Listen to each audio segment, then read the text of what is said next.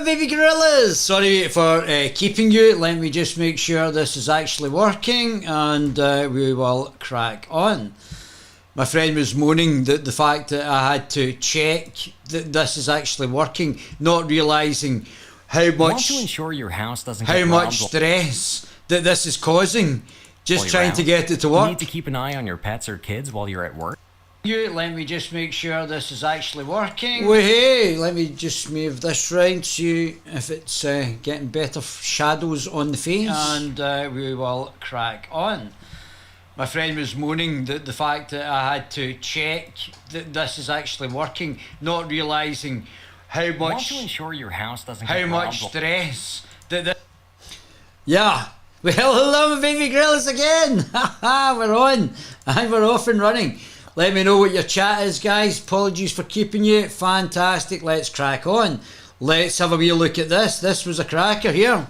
I just came across this 2 seconds ago, and we will start off with this. This is from Marco Polo. I think his name is on Twitter, Marco Polo. He edited one of my podcasts into a few minutes and they got over 2,000 views. I got more views on Twitter than my posts get on Twitter on somebody else's Twitter, and also got more views on Twitter from a section of the overall podcast, 2,000 or 3,000 views it got, than I did get on the actual podcast on YouTube. So I think we can safely say that the channel's being suppressed. So let's have a wee look at this. I think that these are all SNP members. Looking to the future, and she's job hunting. That's what. And they're talking about Nicola Sturgeon. She's job hunting at the moment. That's what she's doing.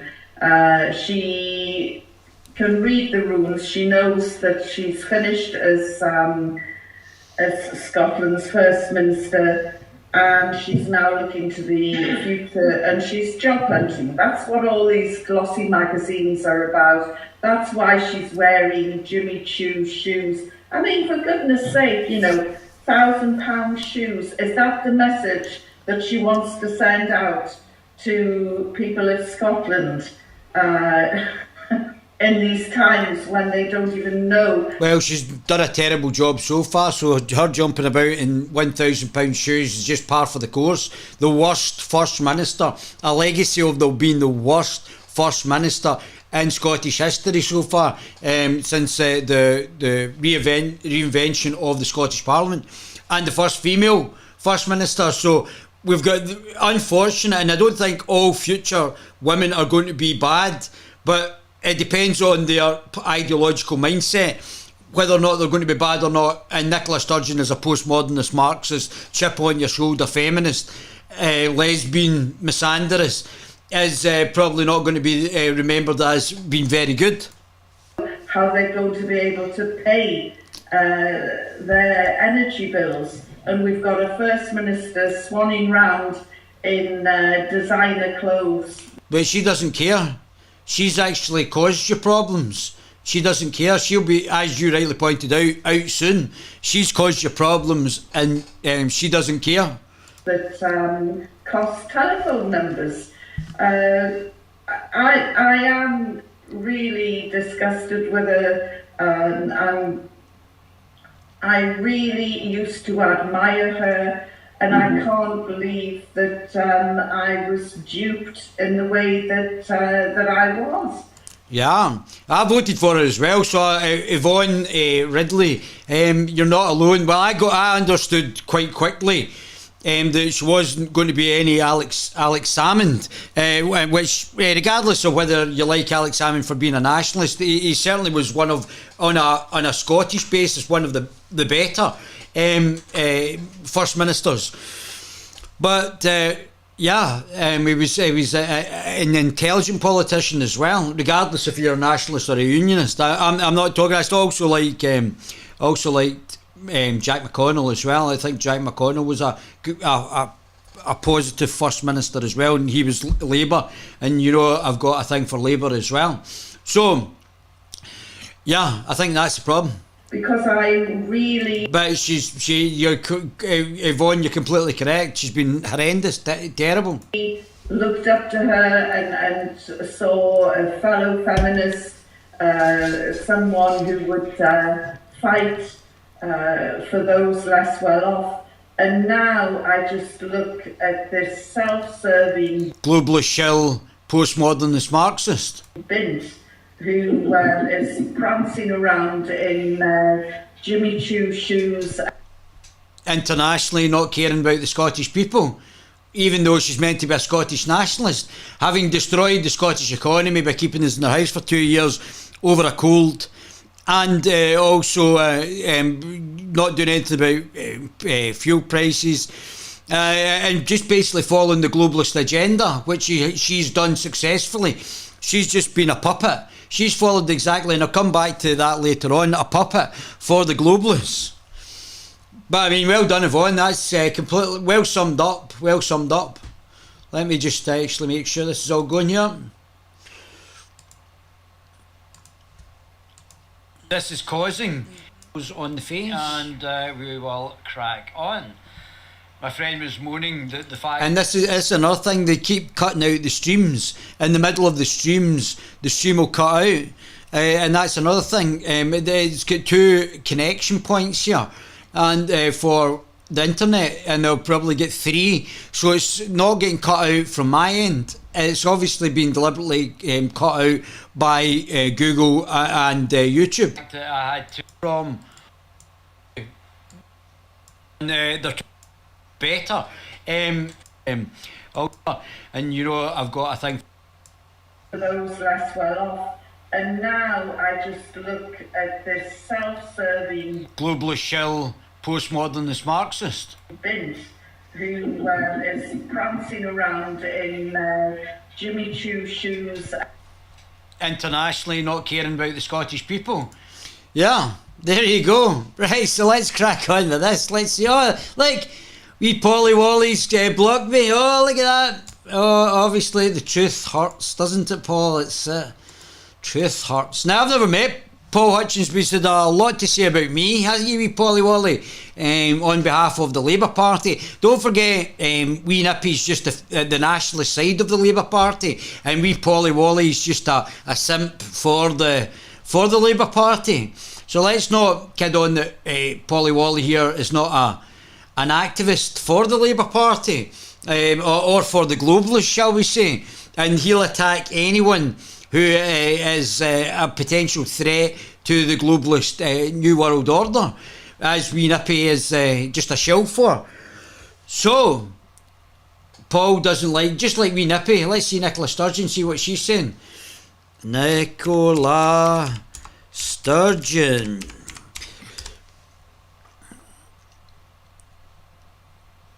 Oh, this is, I was wanting to talk about this as well.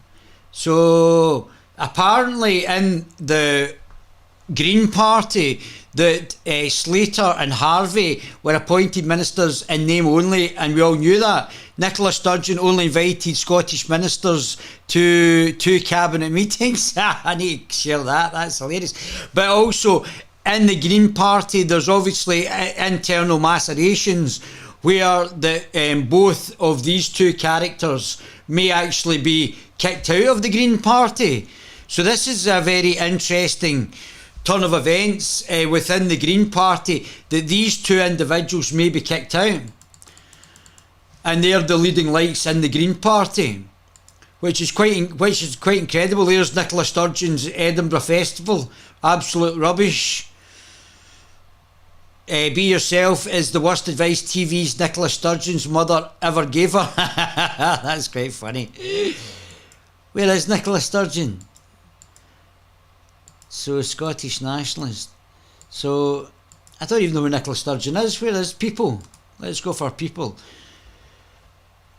So, obviously, Nippy, everybody's calling her Nippy. Maybe Nicola Nippy Sturgeon. Oh dear. Fresh release parody, we need to join all these funny ones. But where is the real Nicola Sturgeon? and she's not even there. SNP, Nicola Sturgeon. And the Guerilla TV channel is blocked by the First Minister. Wow. So not only are the press blocking you because they are basically the attack dogs for the political globalist class, but also the First Minister doesn't want to get asked questions by people who may have a different point of view from the press that protect her, not hold her to account, but have protected her for this length of time while she has been in office for some of the most incompetent things I've ever seen in politics.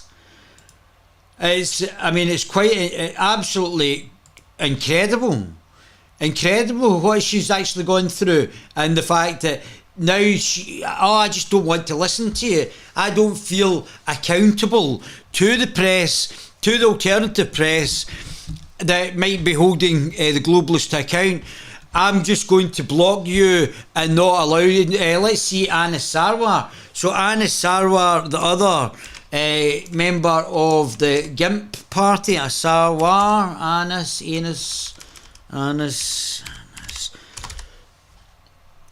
Sarwar, people, Sarwar. Sarwar. Labour. Let's see, Labour.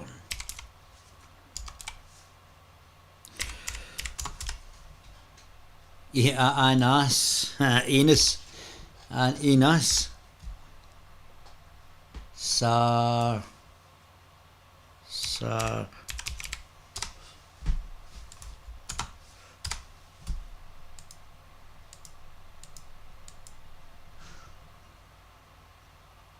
Where is he?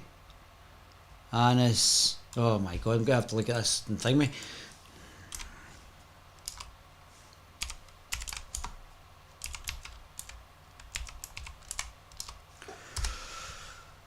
Where is there? Anis Sarwar. So, and none of these people think they're accountable. Anis Sarwar, where are you? Anis Sarwar. Latest. Anis Sarwar, and a block for them as well. So all of the basically the far left postmodernist Marxist globalist shills, and they're all in it together. This is a collective to protect each other's backs. This is not for the press to hold the politicians to account. And now that they think they're above being answerable to the press or to somebody who is not in the hive mindset, that they can just block you while they're getting paid by the public purse. Ah, right, I see. So this is, and I'm not the only person. This might be me personally, or the Guerilla TV channel, which is a limited company, a media company. But this has happened. They just block people who they don't like. Rather than being answerable to the public, they just think they're above the public now. They just think that they're big shots. What's this? Scotland has the similar size of population to Denmark, but far more natural resources. As well known, Denmark is one of the most successful, healthy, happy and wealthy independent countries on the planet. Of course, they don't have to pay for Trident, HS2, HS3, London Crossrail, Houses of Parliament refurbishment, and whatever vanity projects Westminster dreams up. All of Denmark's money is spent in Denmark and for the benefit of Denmark. So, there's Anis Sarwar there. Scottish Government should be commentators during energy crisis. And if you think that Sarwar and his daft GIMP mob is going to be any better, or the Conservatives for that matter, you have to start looking outside the five main political parties. They're all the same. They're being protected by the media, and these people are just allowing the Scottish Government and also the Westminster Government to run roughshod over you. The reason that the energy prices are so high, it's not because of what's going on in Ukraine or Russia. It's because of the incompetence and deliberate policies of the Tory government. So this is tripling. This is just tripling into profits in the large energy companies. They're fleecing you basically from their oligopoly supply of power. And then what they do is prevent you from actually generating your own power through through wind, or something that could be done at your residence into a battery, and then used to stop these huge price hikes. This has been done deliberately by the state to screw you.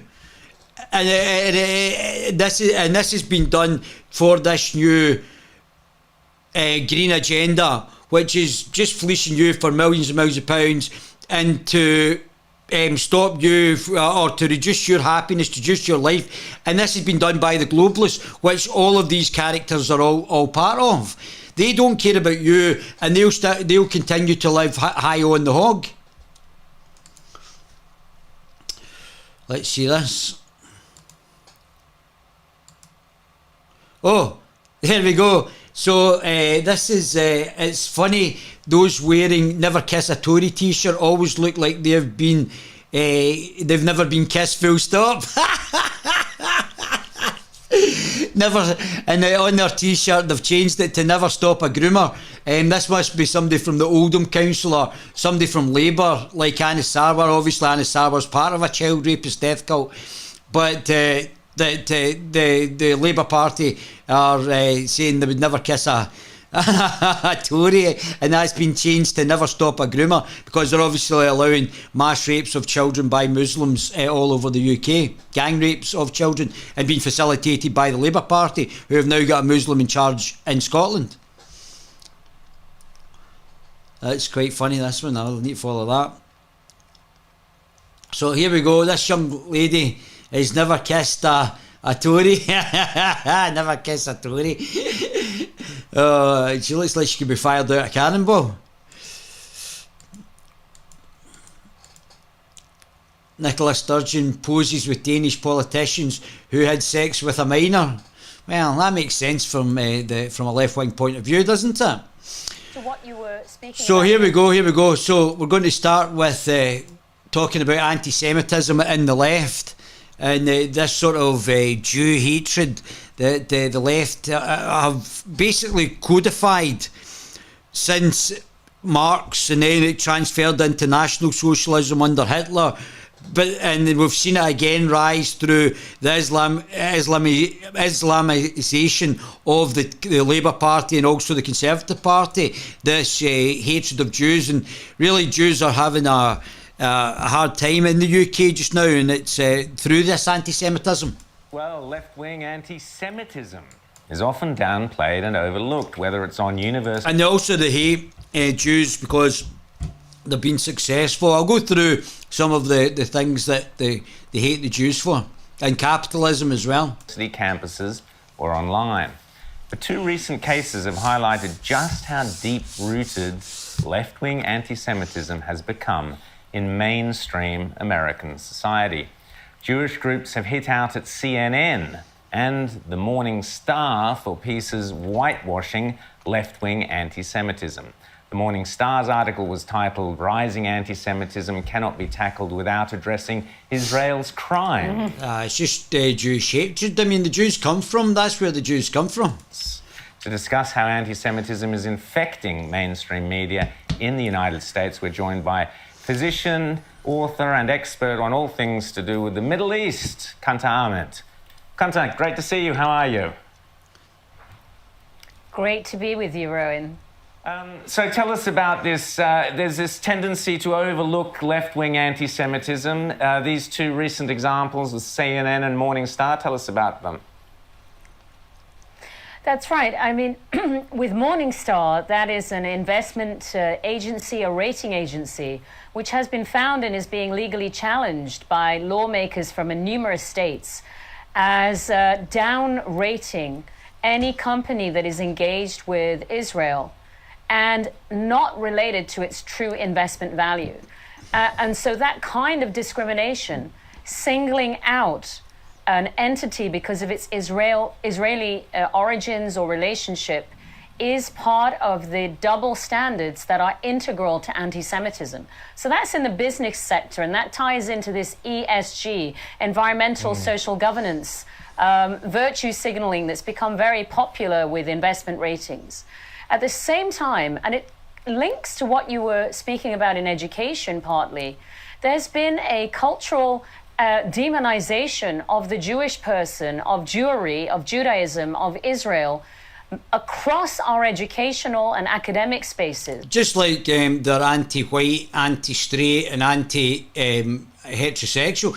But the anti-straight and anti-men, this is a very much that. But I was just thinking about this as well. So if you were a person of African origin, but you were a straight male, you've still got 2 out of the 3 that would lower you on the fascist hierarchy, the nonsense that they've got of oppression, just for the dint of your skin colour. So if you're a African, doesn't matter if you're African, Afro-British, African-American, African, if you're straight and male, you've still get 2 things that they hate about you anyway. So, and also they say you're oppressed, so they think that you're always oppressed when you probably aren't oppressed. So they think that you're lower down the peg, or higher up because you're straight and male, but lower down because you're oppressed just for your skin colour, where you might not be oppressed. You might have come out of somewhere where you know real oppression from as well. So this is the issue. Where the Jewish person is inverted as a white oppressor. So, but the Jews are obviously high up, and I was thinking about this as well, because obviously a lot of Jews, we've got out of 900, I think, Nobel Prize winners, 200 were Jewish. We've already seen that certain ethnic groups are higher on the bell curve for IQ. So there seems to be a disproportionate number in some ethnic groups who are higher up the bell curve, maybe like Jews or certain Asians as well. Whites are actually lower down, and then people of African descent even lower than that.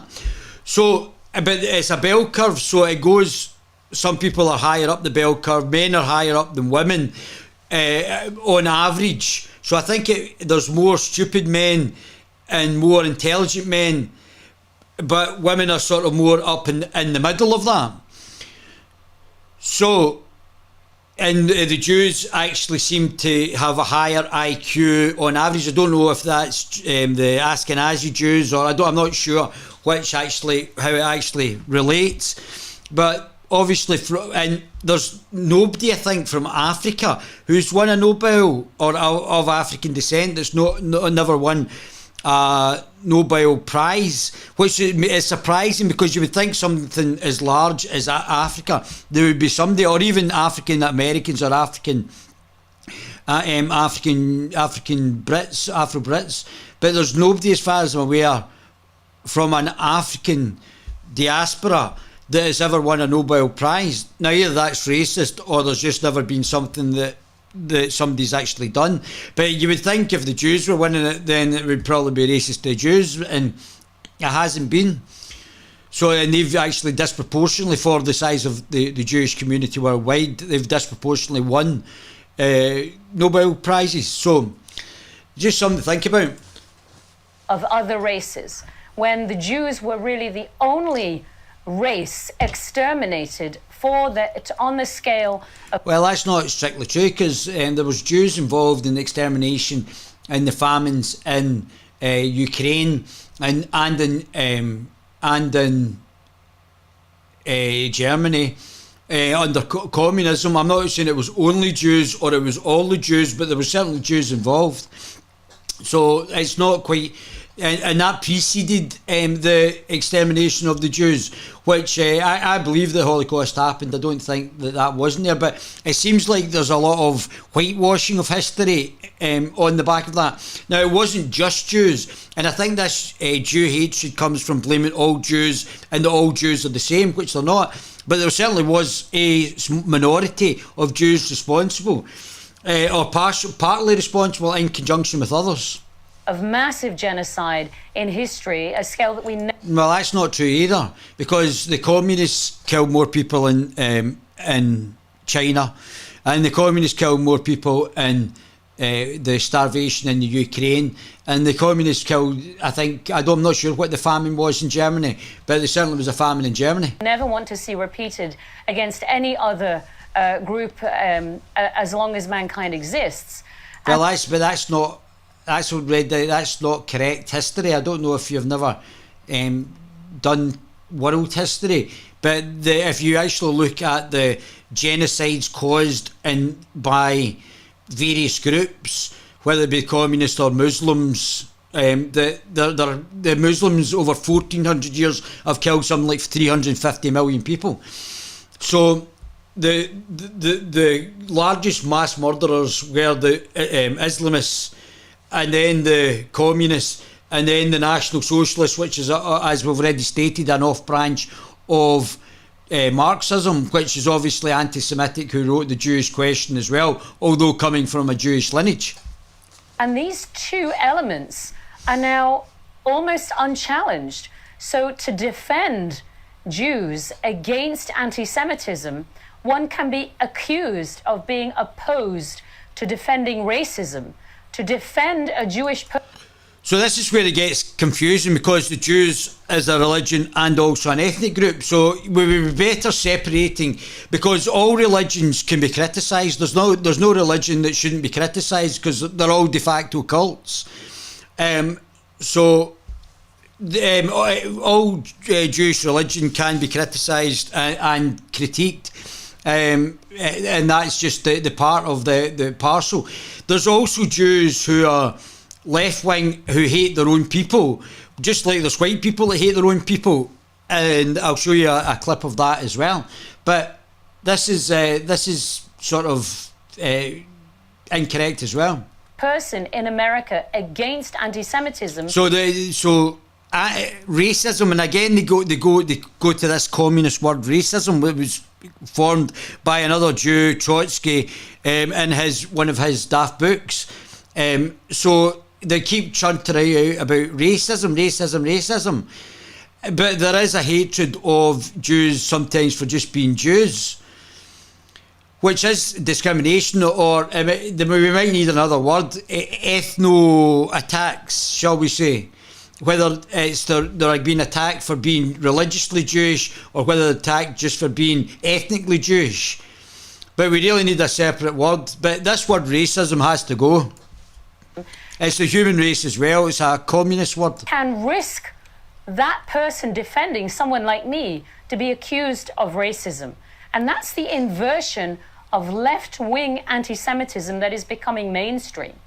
One of the reasons that's happening, why major investment bodies like Morningstar have not been challenged until now, or why major universities are silent about rampant left-wing anti-Semitism. Don't forget, National Socialism is left-wing.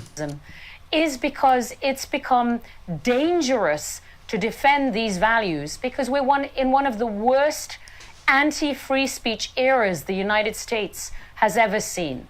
Which is facilitated by the globalists. Kunta, the Morningstar have now turned around and said, maybe we shouldn't have published that. Morningstar's a communist rag. Piece, because there has been some backlash to it, but the fact was it was published in the first place, and as you rightly point out, that was the investment advice they were offering. Rita? Well, this ESG trend, we are seeing it across the world with all sorts of consequences. But I want to ask you about the rise in anti-Semitism in places like New York. We've just seen some shocking scenes. Yeah, there's a lot of African Americans hitting both Asians and Jewish people. I'm not sure what the situation is going on with these two groups, why random attacks. I mean, they seem very random. Of people being bashed, Orthodox Jews being chased in the streets and attacked. I don't know if this is part of, like, there's a black Jewish off-branch of Judaism that they're the real Jews, the Africans are the real Jews, and I'm not sure if that's part of it. I don't know. And But a lot of these are documented, you can actually see them. yet the media seems largely disinterested Because the perpetrators are often not your right-wing white supremacists. and they keep saying the white supremacists, they'd probably be more national socialist if they were ideological. They could be white supremacists on the right, but it's unlikely. It's more likely they're probably left-wing national socialists, or national socialist adjacent, or national Bolshevik. This could be another off group. The actual individuals, if they have an affinity to an ideology, the ideology is the thing that you'd have to find out what they actually believe, and then be able to actually say, you can't just say this person's a white supremacist and leave it at that. They might be national socialists, they might be Nazbogs, national Bolsheviks. You don't know where the anti-Semitism is coming from, and to be glib about it and say it's just white supremacy, it's just very lazy journalism there. I know, I like Sky Australia. And yet, if they were, perhaps it would get the coverage it deserves. Yeah, but we already know that this is racism against white people, because unless it's a white person perpetrating it, they don't care about race on the back of that. So if it's a black person hitting a Jew, or a black person, or an African American hitting a Jew, an African American hitting an Asian American, then they don't care, because it's to push the narrative. The globalists are pushing the narrative. Yes, it's very disturbing. First of all, crimes are not being prosecuted in New York the way they should be. Because of Soros-backed district attorneys who are allowing criminals to continue to commit crime all over America. Second of all, crimes against Jews are seen as less interest. Again, so they've deliberately brought in this social justice, which is not justice at all. It's basically race-based and discriminatory justice, based on your ethnic group. And it's not the fact you've committed the crime and you would be punished for the crime. It's, oh, well, there's 10 black people have committed, or 10 African Americans have, I keep saying black people, 10 African Americans have committed a crime, but there's actually 50 of them that's committed the crime, but we have to make it proportionate. The 10 white people and 20 Asian people, so they actually then ignore crimes rather than addressing the crime in itself, in of itself. I think what there has to be is a better appeals process, a better polygraph test, other things that can disprove a person's guilt has to be brought in, and there has to be a stronger appeals process. Because the Jewish people are vulnerable. Remember, the population... And the same thing's happening in the UK as well. And it's happening from Muslims in the UK, but I'll go into that later. In New York, and New York City in particular, is one of the largest populations of Jewish people in the world outside of Israel. But it is seen as almost legitimized because so much anti-Semitism is not challenged, is not prosecuted. And when people are charged with crimes, they are not imprisoned in New York because of our extremely progressive left. So progressive is postmodernist Marxist. I think we should start calling it what it is. This is the Marxism that's been like an ideological cancer and put through the universities in America. The universities have been tainted, and now they've actually got some absolutely disgusting things. Let me just see if I can find this piece of shit teacher.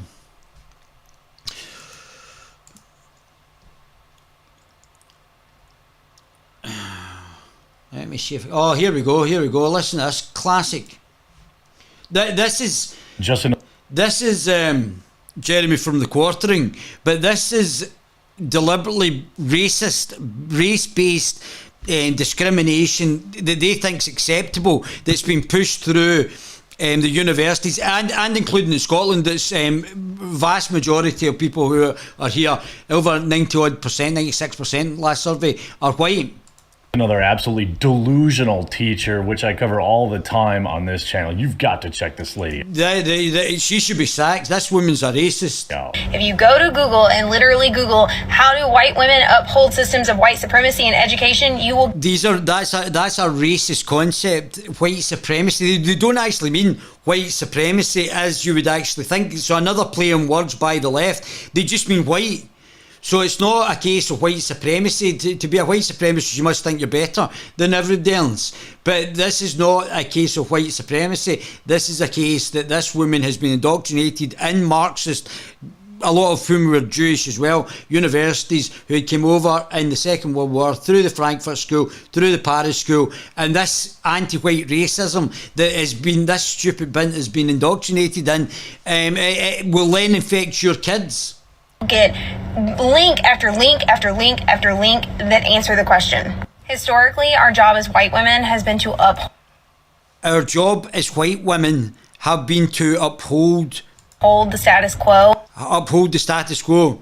So that's never been your job as a white woman. So this is all racist policies. This is actual racism, and this is her being thwarted and mentally destabilised in the fact of what she's actually doing to present a Marxist agenda underneath. And historically, as white women, we see ourselves as like an extension of the white man. So white women see themselves as an extension of the white man. So that's how warped her education. So she's gone through some university to warp her to the extent that she's actually on TikTok actually saying this absolute racist nonsense that's come out of the universities in America, and now that she's a fully flagged anti-white racist, even though she's white, a reverse racist. This is what the face of reverse racism looks like, and her mind has been poisoned through the universities at probably a huge cost herself, financially and psychologically. And so with that comes wanting that same power. And one of the So she's wanting the same power as white men, apparently.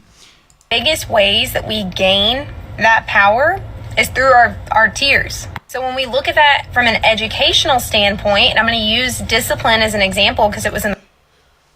So she's now talking about crying like a child to get her way, which I would suggest that she needs to grow up on that fact, if that's one of her psychological tactics. The comments as white teachers, when we say, oh, this student's giving me issues. Well, we don't know what the issues are because she hasn't individualised to the actual issue. She's just hypothesised over a group of individuals. So this is why this is like me. This is the racism that the Jews are suffering. This is the racism that the other groups throughout history have suffered, because you then start to judge a whole. Whether it be all men are like this, all men are trash. That's another one of the great mottos that these women are coming out with as well just now. Or all white people are this. I don't think she's met all white people. I don't think she knows what all white people are like. Or all black people, or all Jews. All Jews, all black people are not a certain way. Sometimes a minority can actually then spill on to actually cause the rest of the group issues, but it doesn't reflect on everybody that they actually know. But she has now come out with, I mean, she shouldn't be a teacher. There's no way that a woman with this intellect and these views and this ideological political mindset should be in front of children, 100%. She's then saying that if somebody, because they're black, or somebody who's an African American student, for example, was then causing major problems in a school or in her classroom, that somehow, well, listen, and they're put out of class, that fuels that school to prison pipeline. Well, that's actually true, because I've done a lot of work with that. But one of the things that, rather than you focusing on race, maybe you should be focusing on whether that child has a specific learning difficulty, which also facilitates what you correctly pointed out is class to prison pipeline. You're 30 times more likely, if you're expelled from a class, to go to prison. But that what they don't tell you is that child might have an underlying or multiple underlying specific learning difficulties. For them to then act up in class, they might have problems at home. To act up in class or to feel they're being embarrassed by the teacher, for them then to act up, for them to be excluded or suspended, and then eventually their life goes downhill on the back of that. Or they might have ADD, and that's another reason they're playing up. They should be trying to identify the underlying specific learning difficulties that may cause the problems. But this is just, oh, you're black, therefore X. Well, that doesn't work. Which is a white supremacist system that we are upholding. My name's... So she's just said that because the same thing happens with white people in Scotland as well, because I've already done it. So and she just threw in white supremacists. America, as far as I'm aware, doesn't have a white supremacist system. A white supremacist means that you think you're better than every other ethnic minority, and yet the Jews and other Asian communities are actually doing better than the white community. So that doesn't make sense. If you look at something like sports, the African American diaspora are doing better than other sections of the society. So each one of the sections of society does better as different things. So what she said, she's actually turned out to be a right little shit, and she's an anti-white racist. It's not white supremacy, she's just an anti-white racist now. And that's what she's been indoctrinated in through the universities. Anti-white, anti-straight, anti-heterosexual bigotry through the postmodernist Marxist lens that we nippy is a part of. You guys are very quiet just now. Am I actually on here? Even though she's meant to be... Just make sure this in Scotland as well, because I've already done it. So, and she just threw in white supremacists. America, as far as I'm aware, doesn't have a white supremacist system. A white supremacist means that you think you're better than every other ethnic minority, and yet the Jews and other Asian communities are actually doing better than the white community. So that doesn't make sense. If you look at something like sports, the African American diaspora are doing better than other sections of the society. So each one of the sections of society does better as different things. So what she said, she's actually turned out to be a right little shit, and she's an anti-white racist. It's not white supremacy, she's just an anti-white racist now. And that's what she's been indoctrinated in through the universities. Anti-white, anti-straight, anti-heterosexual bigotry through... So it stopped again. That's so interesting. It just randomly stops this. Oh, we're back, are we? That's nice of you. So, this is not the best for live streaming. So, again, let's go back to anti-Semitism.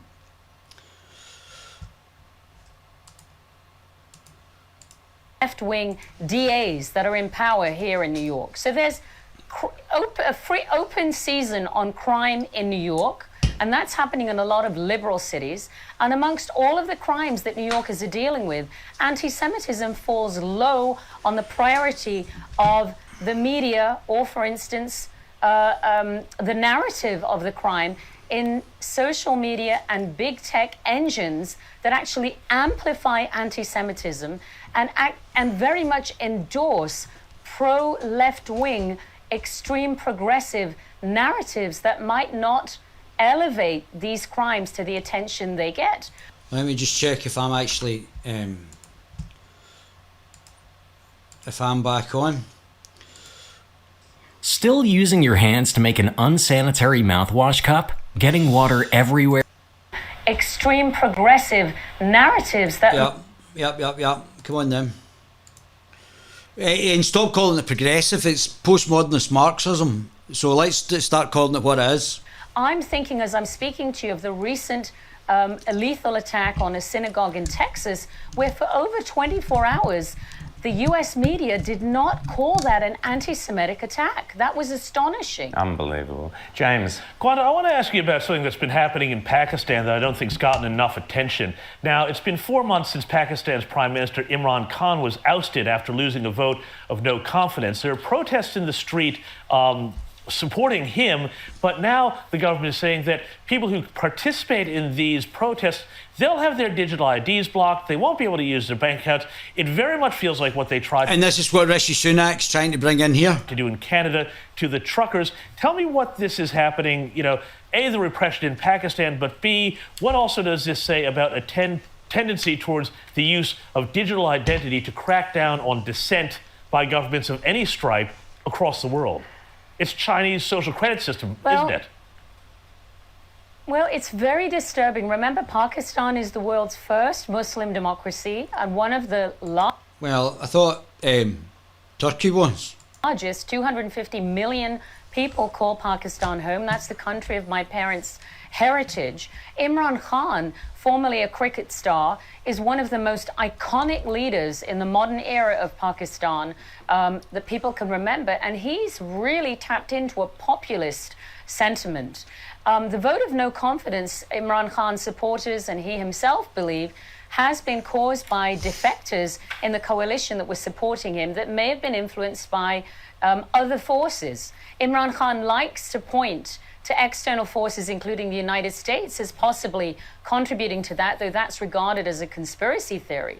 More troubling even than what you're speaking about is Imran Khan's speeches are being blocked on satellite networks, on YouTube, much like censorship of the former American president here in the United States.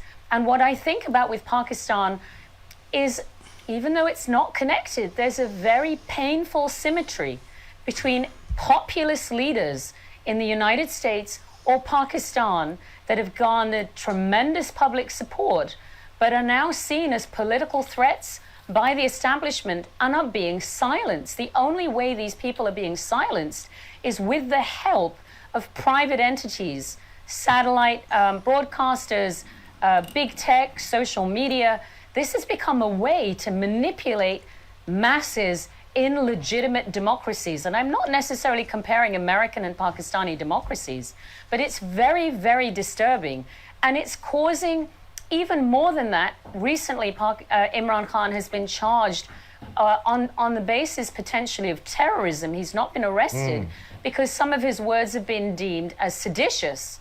And what I'm thinking, if we connect this all together, this degradation of critical thinking in our educational systems. Yeah, thanks to the communists.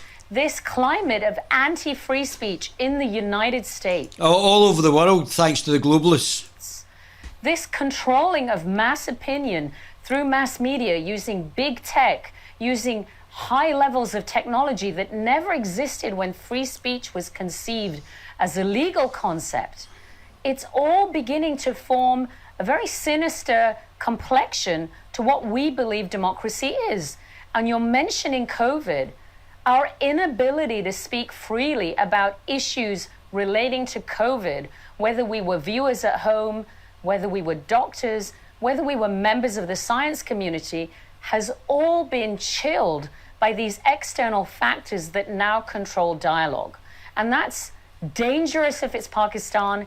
It's dangerous if it's in the United States. And dangerous if it's wee nippy in Scotland. We're seeing President Biden heat up his rhetoric leading up to the midterms, and he's just called half of the voting electorate semi-fascists in the United States, which is disgraceful.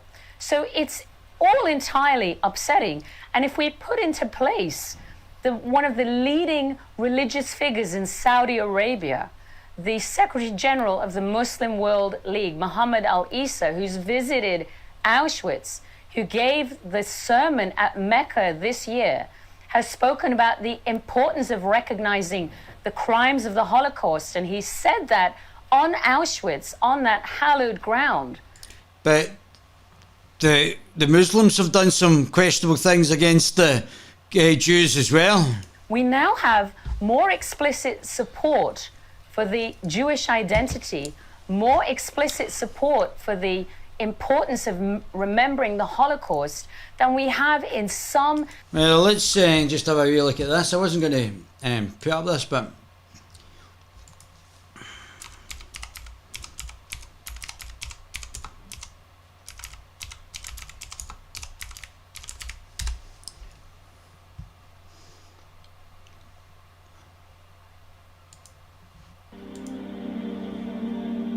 not have allegiances with one state around the world. They don't. Okay, the Zionists, they have allegiance with one state, one particular state, Israel, right? Muslims are diverse. They're not homogeneous. They're not monolithic, right? You're talking about Jews. No. I'm talking about Zionists. No, you said Jews. You explicitly I am said very Jews. careful with what my words. Did he say it was Jews or Zionists? I said some Jewish. He said Jews. Okay, wait. I said some Jewish people who happen to be Zionists. You just introduced the word Zionist now. Wait. So you can roll back and say, okay, I misspoke and I meant Zionist. No, I didn't misspoke. Oh, so you meant Jews? I spoke what I spoke. Most Jews are Zionists. Most Jews support Israel. Yeah, that's what you claim. That's what you claim. Okay. I mean, there's Jews here saying the same thing, and every survey says the same thing. Let me ask you something. Are all Jews Zionists? So the overwhelming majority, yes, but no. My question was on that. No, I just answered. Are all Jews Zionists? I just answered. I said not all of them, but you said Jews. Okay, before. so you answered my question. So that's why I said some Jews who happen to be Zionists vote for a government or a candidate because he or she may be pro-Israel. What's wrong with that statement? Because that's not what you said. But this is exactly what I said. That's maybe you're hearing things. Maybe. I think the guy said what he actually said, to be honest with you. I think the Muslim guy said what he said. This is what I meant. But now do you understand me clearly? Okay, now that you've reframed it away from a racist statement, yes, I understand you. How is a statement racist when you say some? You never said some Jews. You said Jews vote. No, I think you did say some Jews in this case. I agree with the Muslim fella. In the interests of Israel. Maybe you're hearing voices. I mean. Right, so I'm going to. That's not what I was looking for anyway.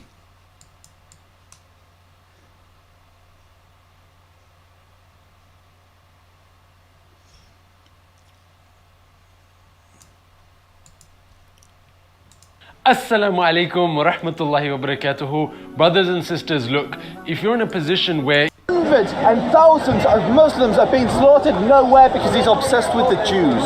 And so when a Jew defends himself,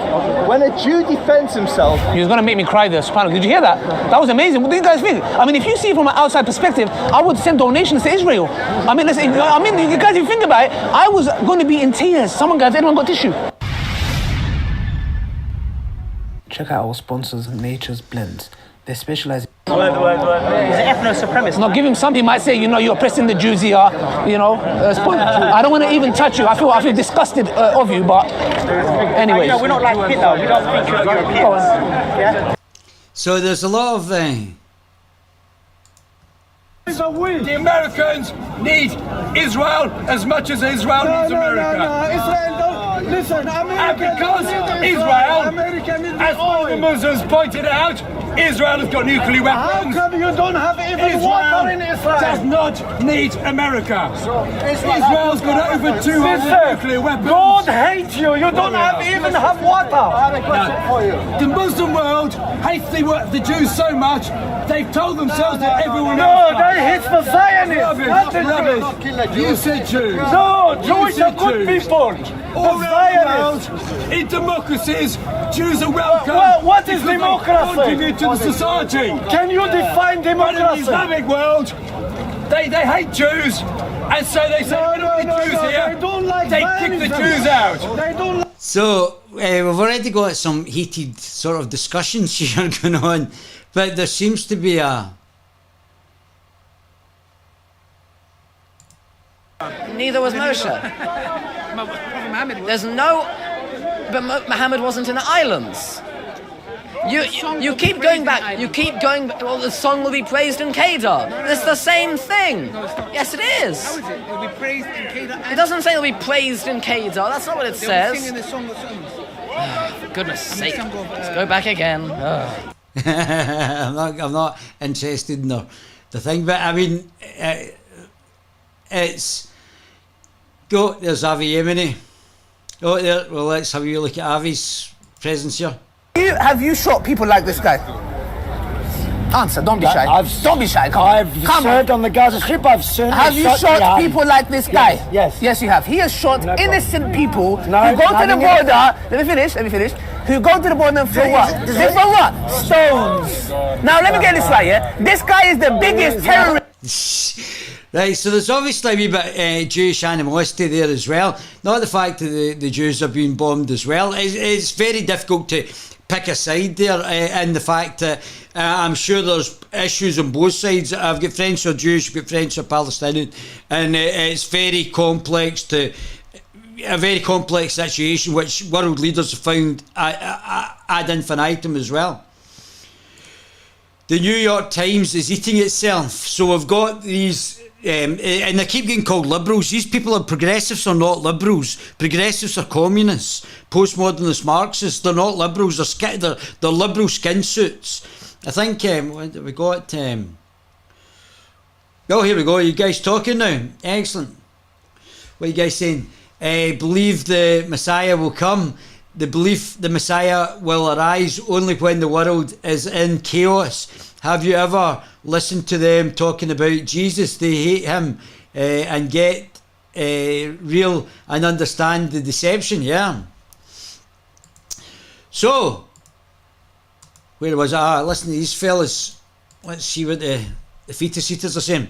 So, we've got big problems coming, and let's hear what Carol and Callum are saying. Like 70% or something, 66% of them are just basically reducing the hours to save money, which of course reduces the amount of custom they can do, which reduces the amount of people they employ, which reduces the amount of goods that they sell. And so Carol's basically talking about what's happening with the price of power, which is basically being fleeced by this green lobby, but it's been fleeced by the large power production companies who are now collecting this money for dividends, probably. It's kind of and these are your electricity bill is tripling and quadrupling and getting larger and larger, and you're losing money, and it's going to these companies. Yet the government haven't managed to get the companies to produce hydroelectricity or wind electricity. They could have used probably hydroelectricity, created dams, and also used the dams as reservoirs for water, which they seem to be needing in England as well just now, especially the south of England. Death spiral downwards. Or southern Britain, shall we call it? Not good. The National Federation of Fish Fryers president, Andrew Cook, said that unfortunately this is potentially an extinction event for small businesses. It's like nothing we've ever seen before. So the government's like, hey, why don't we just print some money for you?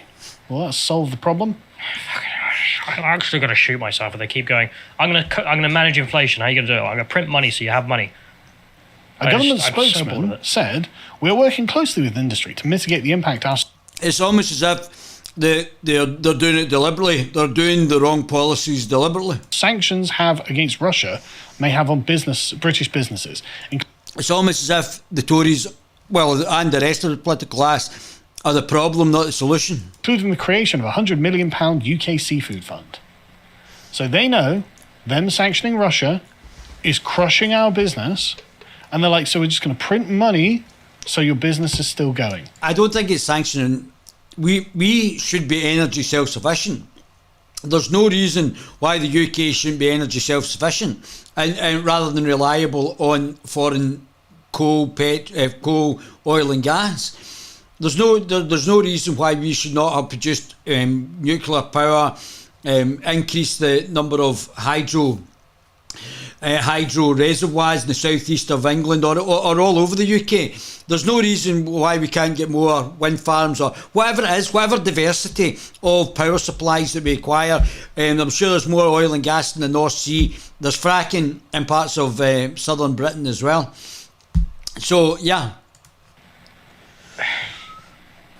So you solve nothing. I mean, like, after that money's gone, you're going to need more money. Yeah, that's good. Exactly. And 100 million, that's actually not very much these days. My understanding as well, like, this wasn't one of the sanctions we were even particularly asked to do. Like, it was something Boris signed off on. It was not bringing in Russian fish. It was just like, really? But like, most of the world isn't sanctioning Russia. Sure, but it's on the aspect as well, like... But, I mean, surely we must be able to produce our own fish. We're an island, and there must be fish there to be actually caught.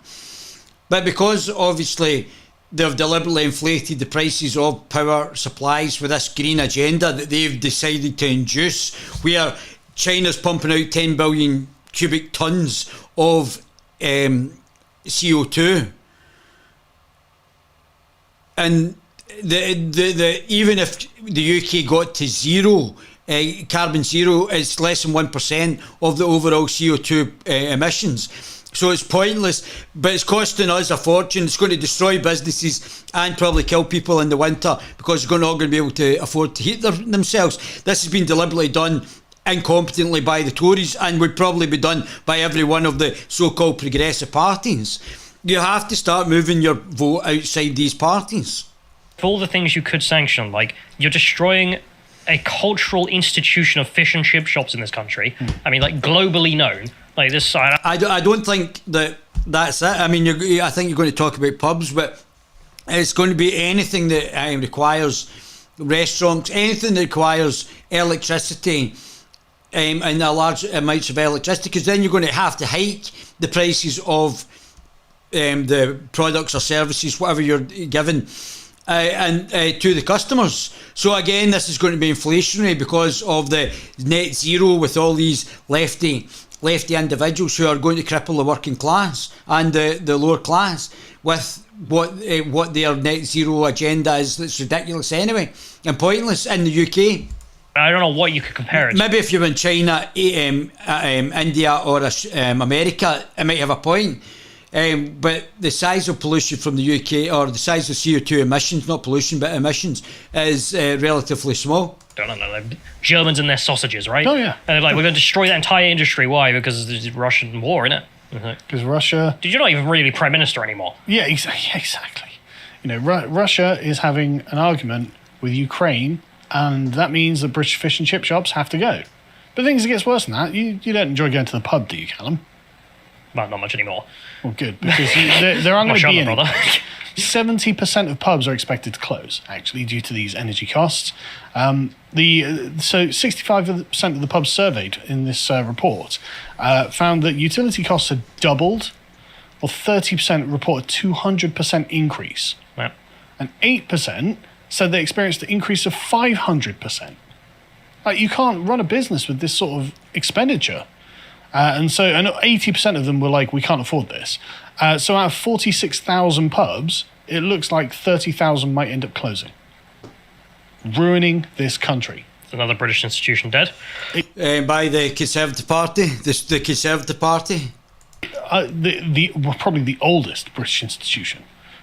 Like the pub. Oh my God, there are literally 1,000-year-old pubs like that have closed recently because of COVID, and it's like, yeah, okay, now more are going to close because of the energy crisis. This is all induced by our political class. Don't think for a minute that this is natural. This has all been induced by the Conservative Party. This does not have to be like this. This has been deliberately done to target you. So they say... So if you went a plague to all your houses and stopped voting for both the Labour Party, the Liberals, the SNP, and said a plague to all your houses and the Greens, and moved it to like UK Reform, the UK Reform will not have the same outcome of these hikes and everything that's happening if you move your vote. But if you continue to vote for them, you're going to have to pay energy costs, and it's going to destroy your businesses, and it's going to go through the roof. And this has been done, and this doesn't have to be done, but this has been done to you. And it's important that you understand this.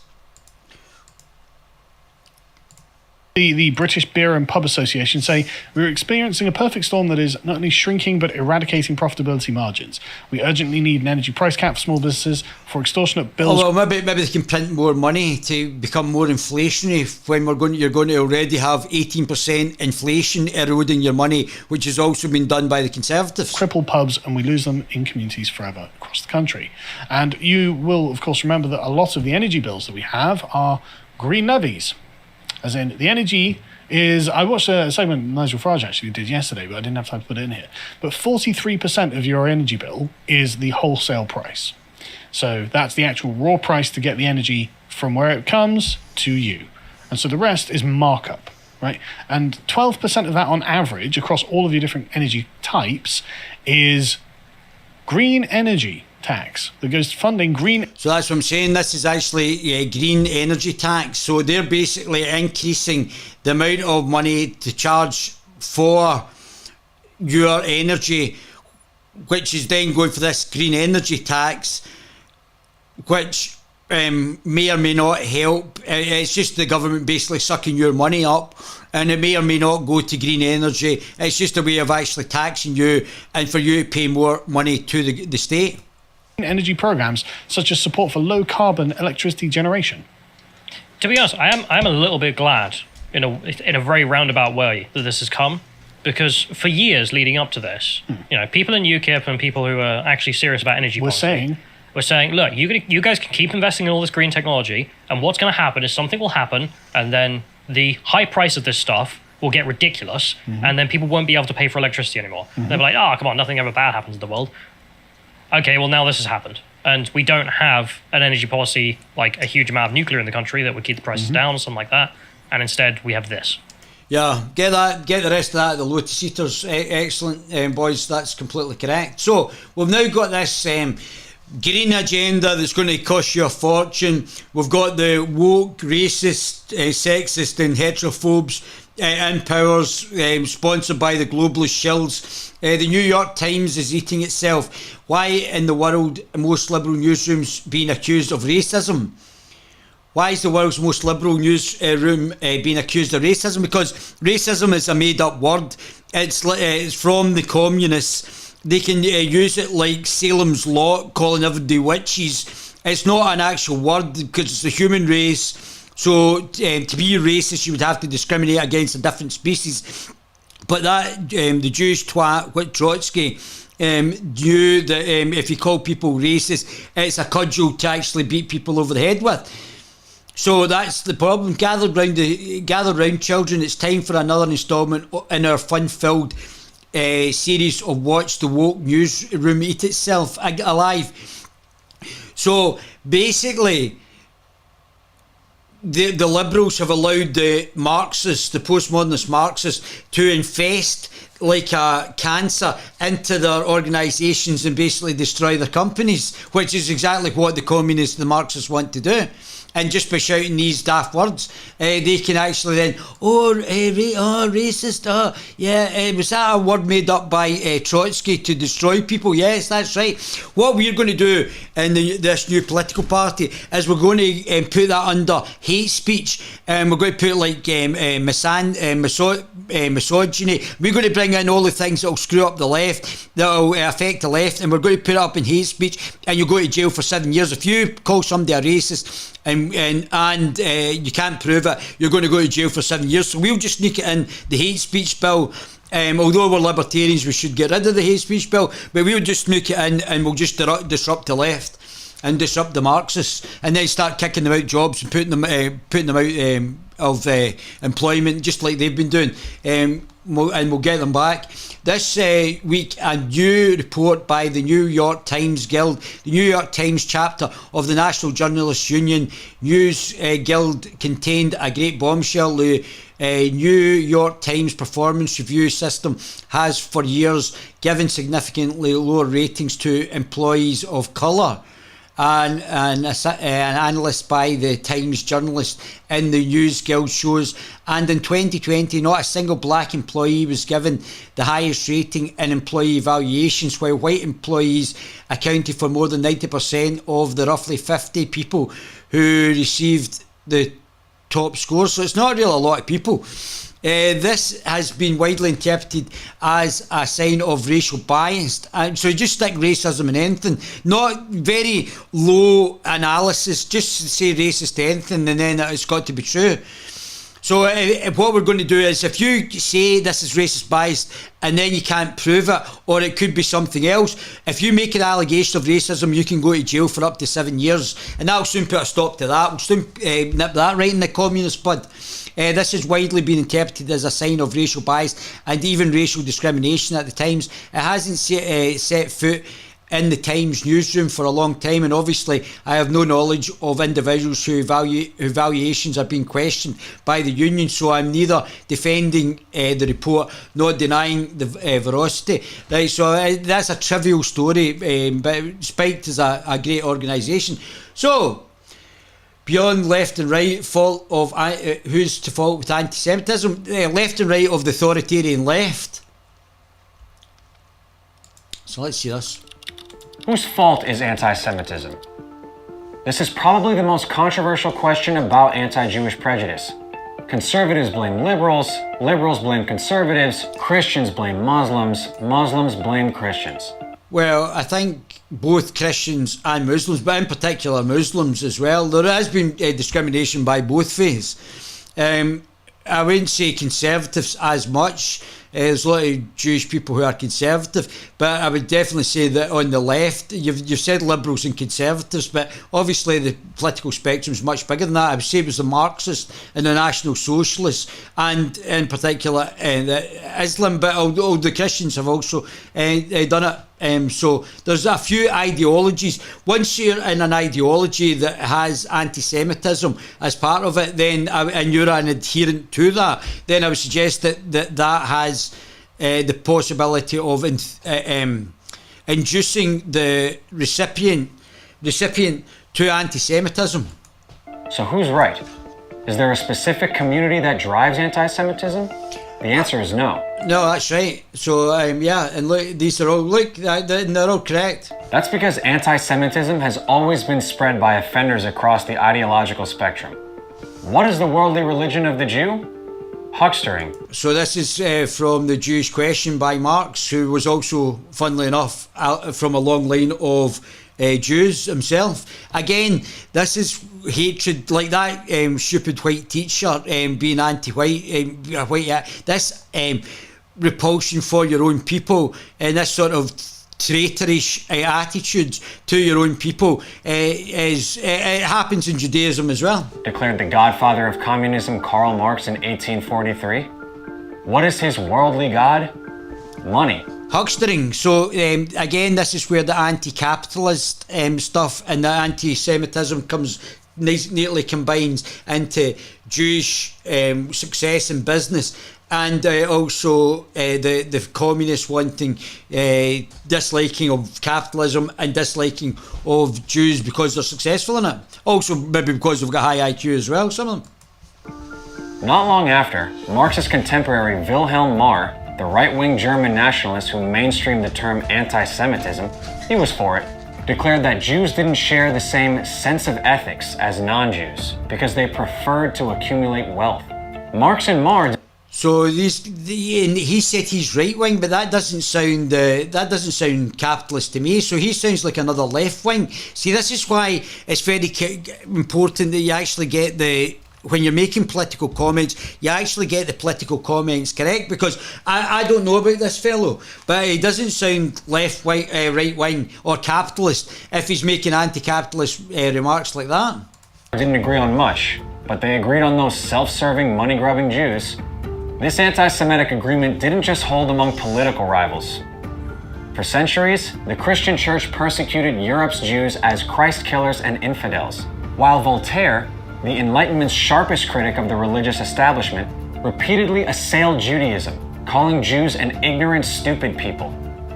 These examples are just the tip of the anti-Semitic iceberg.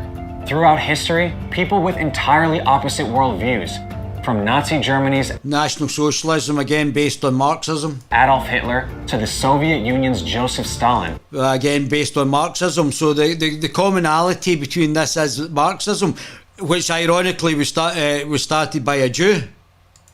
have somehow found a way to agree on one He was actually taken out this picture. He was erased from history. thing: persecuting Jewish people. On the surface, this is pretty confusing, but it makes sense when you understand that anti-Semitism predates our modern categories and stems from something far more fundamental: the human inability to tolerate difference. Jews are the world's oldest minority that has refused to conform to the majority culture. For thousands of years, Jews have persisted in their unique practices and traditions. They were too stubbornly Jewish for religions like Christianity and Islam that sought to convert them. Too religious for atheists and free thinkers like Voltaire. Ah, interesting. So he was part of the Enlightenment book here. Too closed off and clannish for the internationalist left like the communists of the... Well, I would suggest that...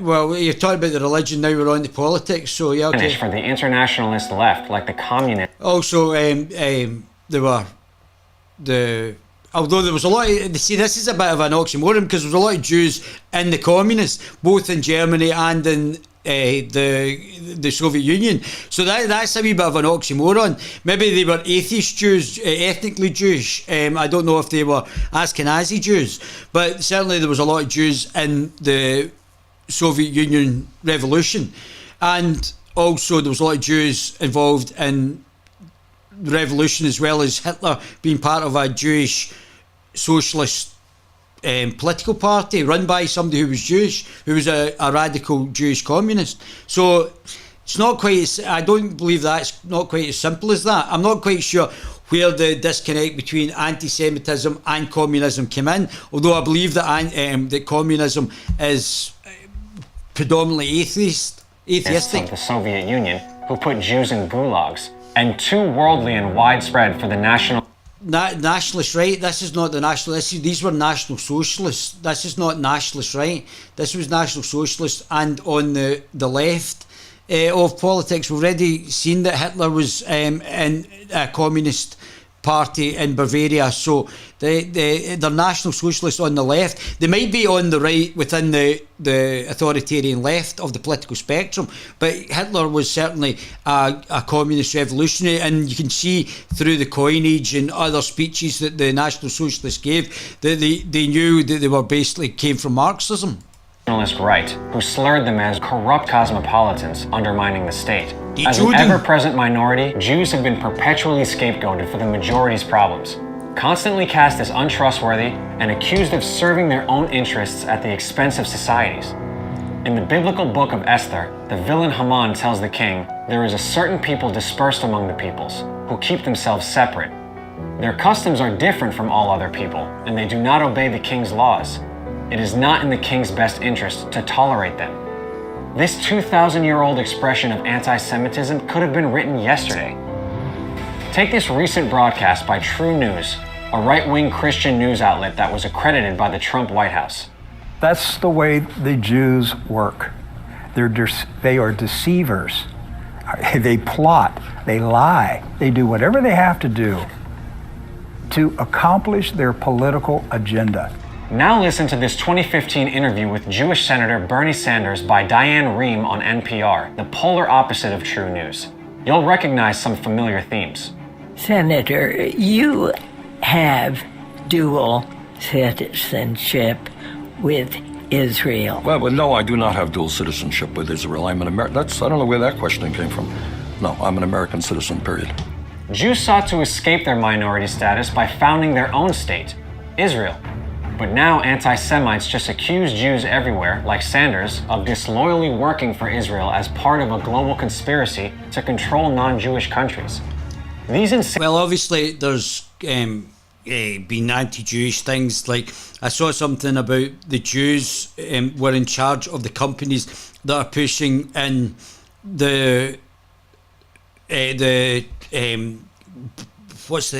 for the trans kids, the suppressants, that they actually owned the companies that were bringing in the things that to cut off and suppress your hormones for the trans kids. This was Jewish run companies. And obviously the Bank of England are meant to be run by the Rothschilds. They're meant to secretly own the shareholding that was meant to be renationalised. So there's a lot of, obviously the Federal Express is meant to be owned by Jews as well. The Jewish banking system over there is meant to have that. And then there's meant to be the 13 Jewish families who basically run the world as well. So all of these Jewish conspiracy things have been floating about for a long time. Insinuations find their way from the internet into everyday interactions. Mr. Cardin looks like a regular white guy, nice guy, whatever, but in actuality, he's a Jewish white guy. And if the public was informed of that by C-SPAN, I think they would take his comments differently. Because this guy is Jewish, that means that he is concerned about Israel. Eric, I want to give the congressman a chance to respond to that. I normally am pretty tolerant to people who ask questions, but I'm not to your assumption. I take great offense to that. This country, our loyalty is to America. Our concerns are to America.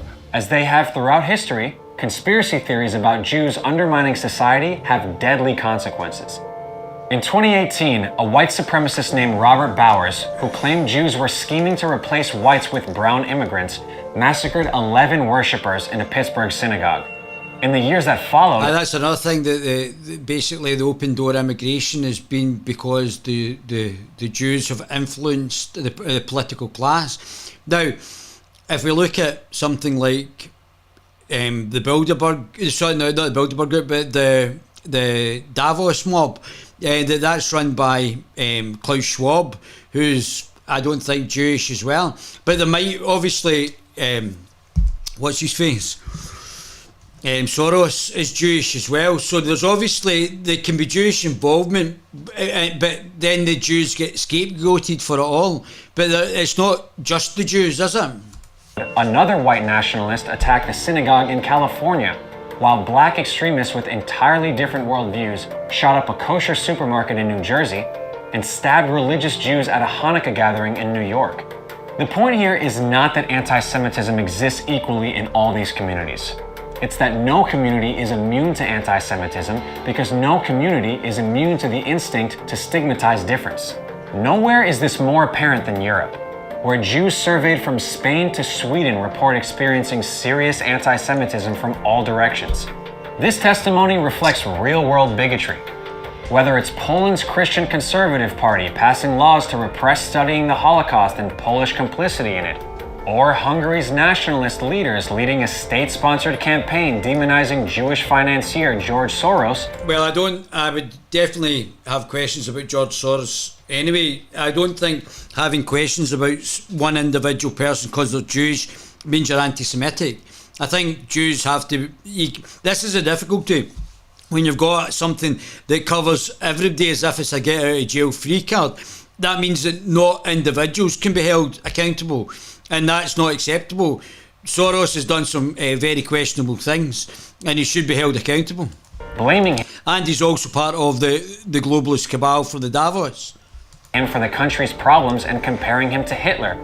Or Britain's preeminent left-wing party failing to stop pervasive anti-Semitism in its ranks under leader Jeremy Corbyn. Well, obviously, this Marxist anti-Semitism is maybe combining with the Muslim anti-Semitism in the Labour Party. Or Jews in France being subjected to countless violent attacks at the hands of Islamic extremists. As you can see, Jewish man stabbed on street in France city in Strasbourg. 4 hostages killed in Paris kosher market. Gunman kills 4 at Jewish school in France. 15-year-old ISIS supporter in France says he's proud of machete attack on Jewish teacher. Anti-Semitism is the ultimate equal opportunity offender. So why does anti-Semitism continue to flourish across the spectrum? The answer is simple. People only tend to police anti-Jewish bigotry when it comes from the other side, not their own. It's understandable why this happens. After all, it's much easier to condemn the prejudice of people you already despise and disagree with. It's a lot harder to speak up when the bigotry is coming from your friends and allies. But think about it. Where do you have the power to make change? Among your friends or among your enemies? In your community or in someone else's? I would say both. Yet too often, our national conversation about anti-Semitism consists of people trying to bounce anti-Semites from parties they weren't invited to.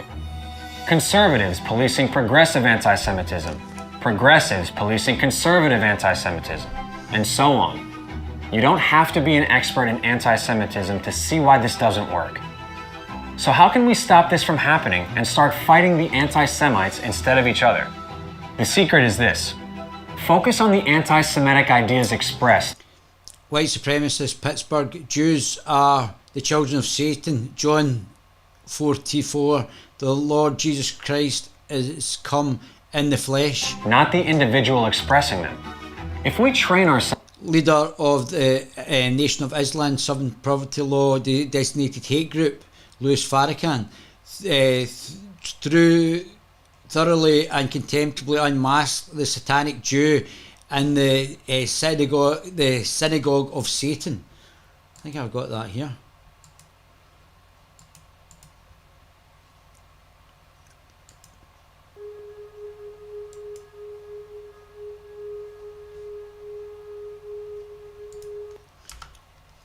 Sam wants to know, will the left's newfound anti-Semitism really alienate left-leaning Jews, considering that many are already reform or secular and will likely favor their political identity over their religious identity? Well, I think the only person allowed to answer that question is Yes, let's hear it.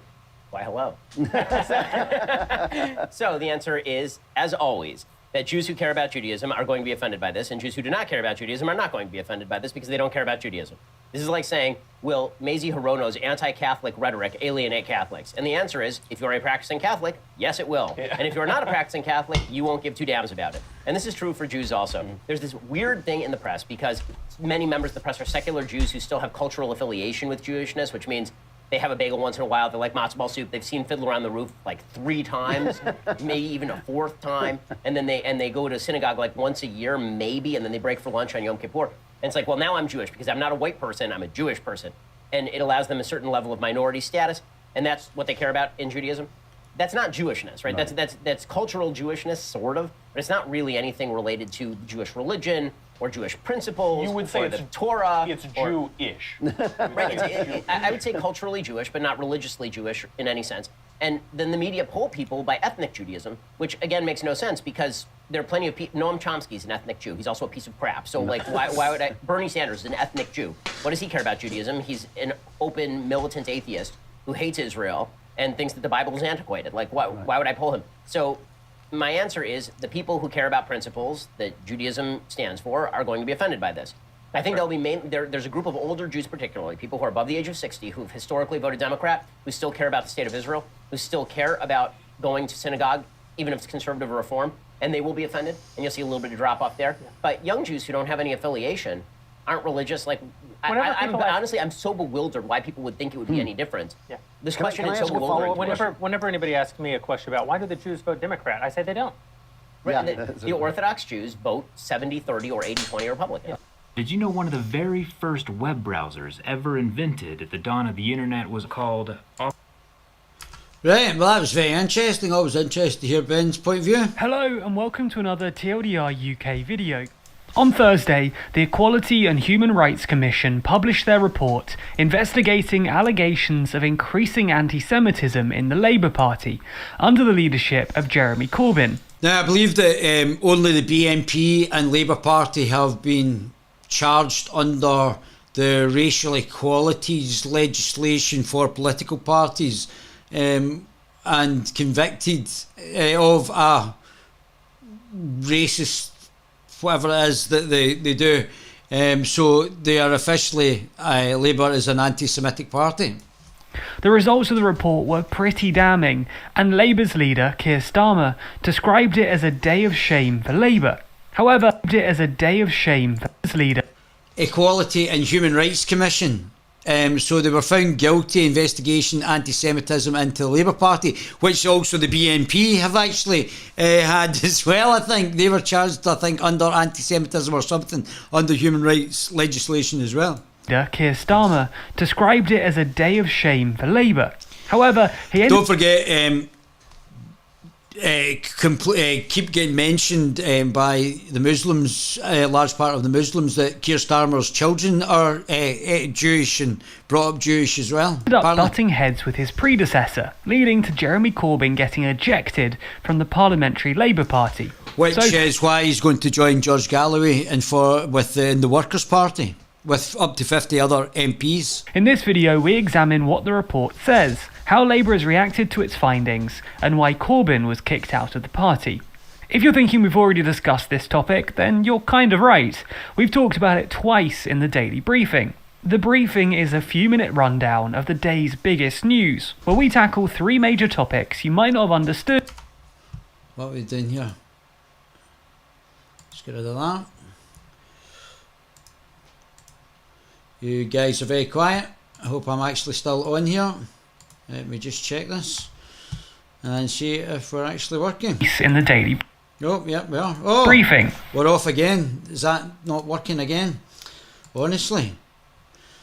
Really? Hold on. Just talk amongst yourselves.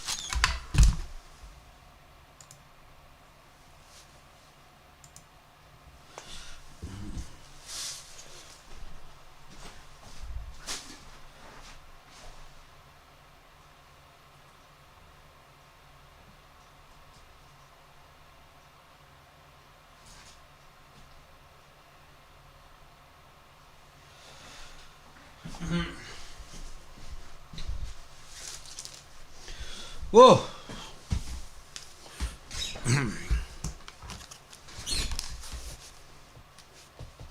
Don't like the position of that.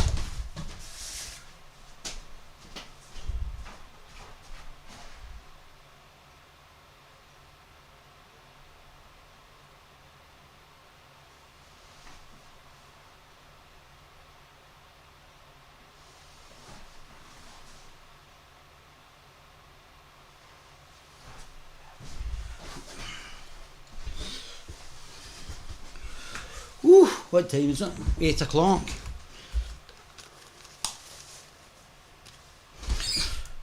The briefing is a few-minute rundown of the day's biggest news, where we tackle... Right, so let's see this. ...or could have slipped under the radar. If you're interested, you can watch the daily videos hosted by me over on the TLD instead. Links to all 3 options being a major sticking point for them during the 2019 general election. This is a serious issue though, not just within politics, but also within wider society, with anti-Semitic incidents in the UK reaching an all-time high in 2018. Modern anti-Semitism... Now, it doesn't tell you where these attacks are coming from, whether they're right-wing attacks, left-wing attacks, Muslim attacks. It doesn't actually tell you where, it doesn't give you a breakdown there, obviously, which would have been handy, which is quite convenient because usually the intersectional types only do it if it's against white straight men, and everything else is then pushed to the side. Very significantly, but it ranges from the verbal abuse you might expect to conspiracy theories about Jews controlling the media and banking institutions, to Holocaust denial and attacks on synagogues. From 2015, allegations of anti-Semitism began to be made within the Labour Party, more so than in the past. This isn't to say that Corbyn had anything to do with it, but as leader, he was responsible to deal with the complaints rested with him. In an attempt to tackle the issue, Corbyn commissioned a report by Shami Chakrabarti looking into anti-Semitism in the party. The report found that Labour was not overrun by anti-Semitism or other forms of racism, but that there was an occasionally toxic atmosphere. As far as I'm aware, that Corbyn's been backed by anti-Semites as well, including large parts of the Islamic community that seem to have a big problem with Jewish hatred as well. Also made suggestions about how to tackle the issue within the party. Despite these findings and the advice of Chakrabarti, it appeared that change was slow, with issues continuing to emerge from within the party. In fact, Labour's leader found himself in a lot of hot water regarding the issue. In 2018, Corbyn was criticised when a video emerged of him in 2014 supposedly honouring the perpetrators of the 1972 Munich massacre, where 11 Israeli Olympians were taken hostage and killed by Palestinian militants.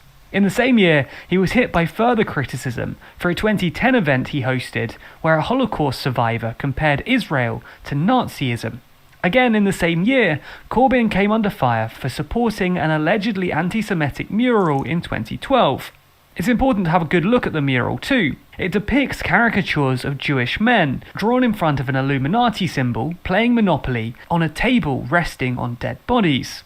In fact, the street artist who drew the mural wrote that some of the older white Jewish folk in the local community had an issue with me portraying their beloved Rothschild or Wahlberg, etc. as the demons they are. It's important that the person who wrote this piece in The Guardian did claim that Corbyn is no anti-Semite, but that he displayed a lack of judgment and awareness that he, and it appears some members, need to address. In relation to this and the Labour Party's perceived inability to handle the issue of anti-Semitism within the party, a number of MPs ended up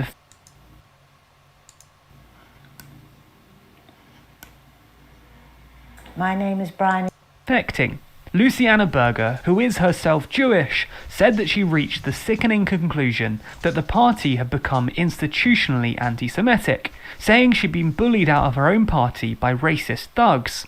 Other defectors agreed, with Joan Ryan remarking the party had been infected by a scourge of anti-Jewish racism. So basically, the Labour Party's now become the BNP. Following complaints made to them by the Campaign Against Anti-Semitism and the Jewish Labour Movement, the Equality and Human Rights Commission announced in 2019 they'd be investigating the party to get to the bottom of the allegations. And yesterday, after a long wait, the result of that report was published. In the report, the EHRC said that their analysis points to a culture within the party which, at best, did not do enough to prevent anti-Semitism, and at worst, could be seen to accept it. Probably the most damning element of the report is how it relates to the Equality Act, an act that Labour themselves introduced. The report concluded that the EHRC had found 3 examples of the Labour Party breaching the Act and breaking the law. The first example... Wow. And nobody held to account as usual. ...relates to inadequate training and issues in the complaint process. The EHRC said that their investigation concluded that Labour's complaint process was inconsistent and lacking in transparency, giving an example of a complaints email inbox that had largely been left unmonitored for a number of years. In fact, of the 70 cases that the EHRC examined, 62 of them had missing records. They also remarked that those handling the complaints hadn't been given sufficient training in order to fulfill their role. The second breach related to harassment. The EHRC only investigated 2 cases of harassment, those of former Mayor of London Ken Livingstone and a local councillor, Pam Bromley. In these cases, they found that Labour had been responsible for illegal harassment and that complaints had been disregarded as smears. The final breach is related to interference. The EHRC found that of the 70 files they examined, 23 incidents involved improper involvement from Jeremy Corbyn's office. These ranged from staff influencing the outcome of suspension hearings to the way that investigations should be operated. The Commission said that this party interference in the complaints process was indirectly discriminatory and unlawful. The report clearly wasn't good for the Labour Party, and Keir Starmer was quick to react to the report, holding a press conference by appointing the first Muslim leader of first Muslim leader of the Scottish Labour Party conference to comment on, and by covering up the mass rapes of British children by Muslims. When the Commission was set up by the last Labour government to tackle discrimination, it never occurred to me or anyone else that one day the Labour Party would be investigated. Well, I think you should be investigated for cover-up by your councils of Muslim rape gangs on British, Sikh, Hindu and also other Muslim children. For breaching the equality legislation that a Labour government had introduced. Worse still, that the Labour Party would be found to have committed unlawful acts under that same legislation. I found this report hard to read, and it is a day of shame for the Labour Party. We have failed Jewish people, our members. Well, obviously, as I said, I think Keir Starmer's married to somebody who's Jewish as well.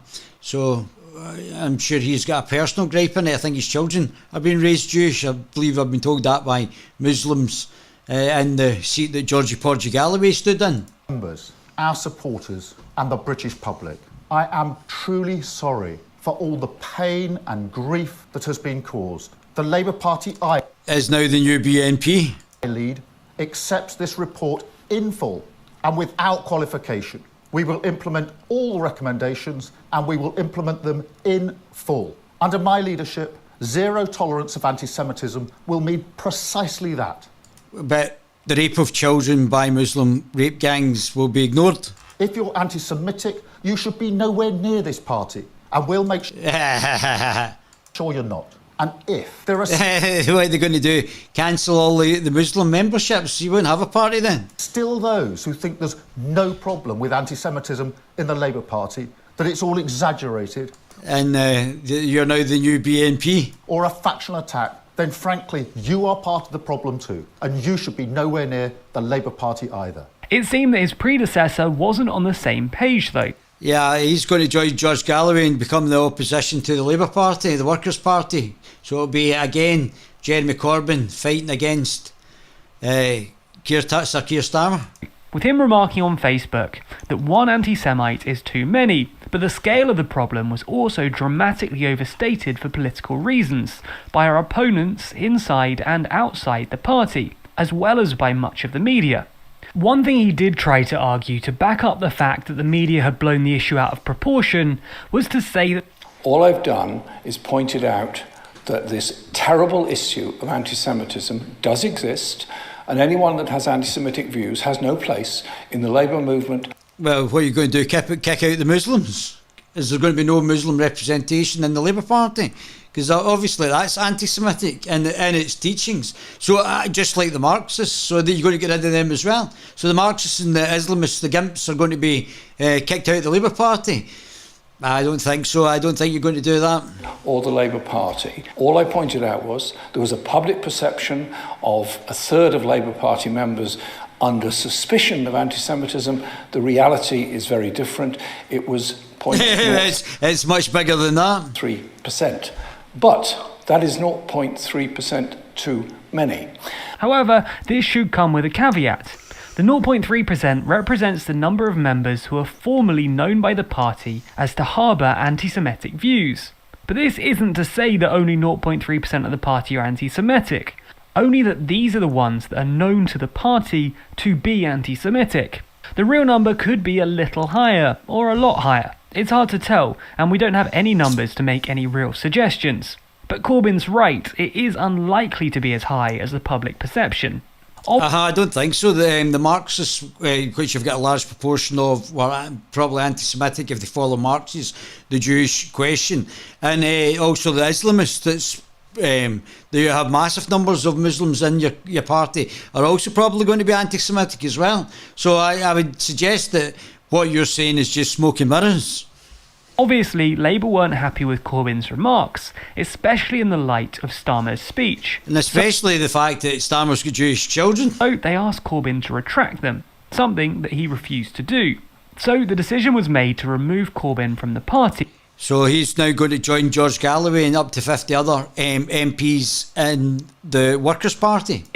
Officially, the whip was removed from Corbyn, which is political speak for the fact that he is no longer a Labour MP. In which he's now going to join the Workers' Party and become the leader of the Workers' Party.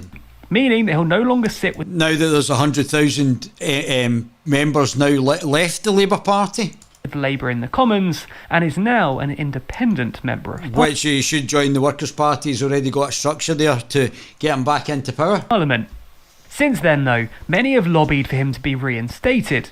One such figure is Len McCluskey, a trade unionist and Corbyn ally. And I think that's Unite, who's also going to join potentially the Workers' Party. He called for Corbyn to be reinstated, and also for the literally hundreds of thousands of Labour members that are also expressing their anger at Corbyn's removal. Who have now all left to join the Workers' Party. In fact, the hashtag #WeAreJeremyCorbyn started to trend on Twitter on Thursday. So it appears there's a huge amount of support for Corbyn and his reinstatement in the party. Which is not going to happen, which is why he'll join the Workers' Party. It seems that so far this Twitter anger hasn't pressured Starmer into changing his mind though, with him remarking yesterday morning that the correct decision had been made. On the Today programme, he said that I made it clear that the Labour Party will not tolerate anti-Semitism. Neither will it tolerate the argument that denies or minimises anti-Semitism in the Labour Party on the basis that it's exaggerated or a factional row. The Conservative Party seems to be using this opportunity to take a punch at Labour, tweeting almost immediately after the decision that only months ago Starmer was more than happy to support his former boss. However, considering the ongoing claims of Islamophobia within their ranks, they might not be having an irrational fear to a political ideology such as Islam, which Islam is a political ideology as well as a religion, is absolutely ridiculous. So they're a busted flush for this Islamophobia nonsense. It's a child rapist death cult. Be so jubilant upon the release of a report into that. It does also somewhat ironically back up Corbyn's theory of the issue becoming politicised. Anyway, this obviously has created a rift between Starmer and Labour's former leader, and while this doesn't seem to have been deliberate, it certainly does appear to hammer home Starmer's core message, that Labour is under new leadership.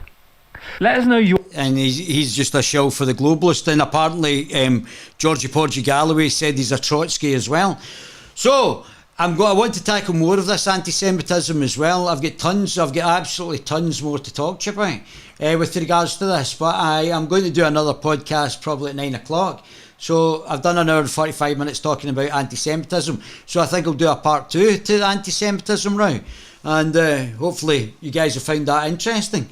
And I'll get you at 9 o'clock. You've been very quiet, I don't know what's happening here, but thanks very much for watching, and I love my baby gorillas.